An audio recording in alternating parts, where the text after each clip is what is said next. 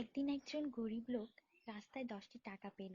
সে ভাবতে লাগলো, এই 10 টাকায় কি কেনা যাবে। সারাদিন এই 10টি টাকার চিন্তায় সে সময় নষ্ট করে ফেলল। পরে সেই 10 টাকা ফেলে দিল। সে বলল, হে আল্লাহ, এই 10 টাকার জন্য আমি আজ সকাল থেকে আপনাকে একবারও স্মরণ করিনি। সেই সব লোক আপনাকে কিভাবে স্মরণ করে যাদের লাখ টাকা আছে?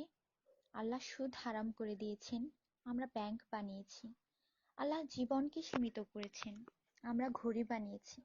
আল্লাহ পর্দার হুকুম দিয়েছেন, আমরা টিভি, ডিভিডি, ডিশ দিয়ে বেহায়ামি সর্বসাধারণের জন্য করে দিয়েছি। আল্লাহ বলেন, কোরআনে তোমাদের সফলতা, আমরা অক্সফোর্ডের বইকে সফলতা বানিয়ে নিয়েছি। আল্লাহ মিথ্যা বলা নিষেধ করেছেন, আর আমরা এপ্রিল ফুল পালন করা শুরু করে দিয়েছি। আল্লাহ বৃদ্ধ বয়সে মা বাবার সেবা করতে বলেছেন, আমরা বৃদ্ধাশ্রম বানিয়ে ফেলেছি। আজ মুসলমান এই জন্য দুশ্চিন্তায় যে যাকে খুশি করার তাকেই তো রাগিয়ে ফেলেছি।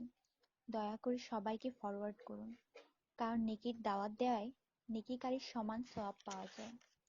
একটু ভাবুন, আজান যখন হয় তখন টিভির ভলিউম কমানো হয়, কিন্তু নজর টিভিতেই থাকে। আর মনে মনে বলি, আজান যাতে তাড়াতাড়ি শেষ হয়। এটাই কি আজানের মর্ম? আপনি নিজে আপনার মনকে প্রশ্ন করুন। আজানের জবাব দেওয়ার চেষ্টা করুন, যাতে মৃত্যুর পর কালিমা তাইয়্যিবা আমাদের নসিব হয়। অনুরোধ, এই মেসেজটি সবার কাছে পৌঁছে দিন। বন্ধুরা, আমাদের দাওয়াতে যদি কেউ না আসে, আমরা রাগান্বিত হই। আল্লাহর পক্ষ থেকে আমাদের জন্য প্রতিদিন 5 বার দাওয়াত আসে, আর আমরা নামাজ পড়ি না। তাতে কি আল্লাহ আমাদের উপর রাগান্বিত হন না? এটি শুধু মেসেজ না, বাস্তবতা। দয়া করে নামাজ আদায় করুন এবং অন্যকে উৎসাহিত করুন। যিনি এই মেসেজ পড়েন তাদের উপর আল্লাহ আরো রহমত দিন, এবং যিনি এই মেসেজ ফরওয়ার্ড করেন তার ভালো ইচ্ছা আল্লাহ পূরণ করুন এবং হিদায়াত করুন। নামাজের চিন্তা করুন, ব্যালেন্সের না। আজান শুনে উঠুন রিংটোনের মতো। কোরআন মনোযোগ দিয়ে পড়ুন এসএমএস পড়বার মতো। জীবন সবসময় থাকবে না নেটওয়ার্কের মতো। নামাজ ত্যাগ করা মানে আল্লাহকে রাগান্বিত করা।